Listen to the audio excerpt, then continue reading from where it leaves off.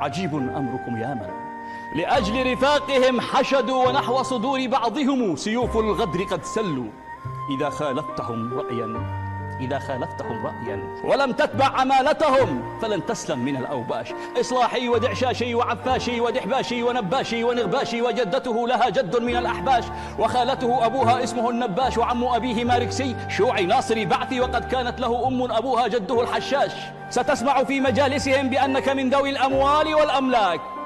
أضاعوا في تعنتهم دروب الحق، بل تاهوا، ومن ساروا على نهجهم تاهوا، وعن أهدافهم ضلوا. تعبنا من جهالتهم وملينا حماقتهم وما ملوا. نناديهم أن اعتصموا بحبل الله واتحدوا لأجل بلادكم ثوروا. فثاروا ضد إخوتهم بجيش في مواقعهم بنار الحقد يتقدوا. نعم ثاروا على الصفحات قد ثاروا، وشنوا حملة التشكيك والتفكيك والتخوين والتزوير والتغرير بأسماء مؤنثة وأخرى ما لها اسم ولا صفة ولا جنس ولا دار. فهذا القائد العملاق قرين المجد من أسقى تراب الأرض من دمه أخو الشهداء أبوهم عمهم، أمسى لدى من زوروا التاريخ زنديقا ومرتزقا. وهذا الحر من يأبى حياة الذل أو يقبل بأن تخضع لغير الله هامته، غدا في شرعهم عبدا ولصا في عقيدتهم وعربيدا ومرتدا. عن الأبطال قد قال كلاما فاحشا عفنا، كلاما لا يردده سوى من باع وارتهن. فذا شتموا وذا لعنوا وذا اتهموا وذا وصفوه بالدجال وذا نعتوه بالطبال، وهذا ضيع الوطن وهذا خان مبدأه، وذا قد فر أو جبنا.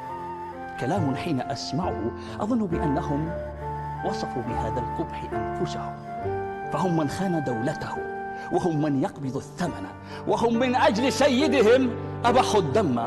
غدا سيدون التاريخ أن شبابنا وثبوا لنيل المجد، فما هانوا كما هنتم، وما خانوا عروبتهم كما خنتم، وما باعوا مبادئهم كما بعتم، ولا كانوا عبيد المال كما كنتم. فهم ذادوا عن الأوطان وأنتم عن غلام قد ذدتم، وهم دكوا حصون الظلم وأنتم في عمالتكم سجون القهر قد شدتم.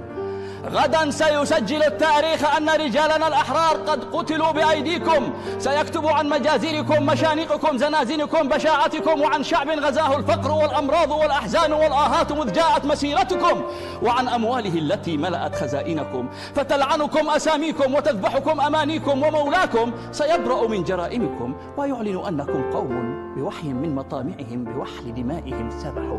ونحن في توحدنا سنمضي ضد من خانوا ومن جبنوا ومن باعوا سواحلنا موانئنا سيادتنا حضارتنا، من ارتهنوا لمن قاموا بشق صفوف وحدتنا، ومن لكرامة قد ذبحوا.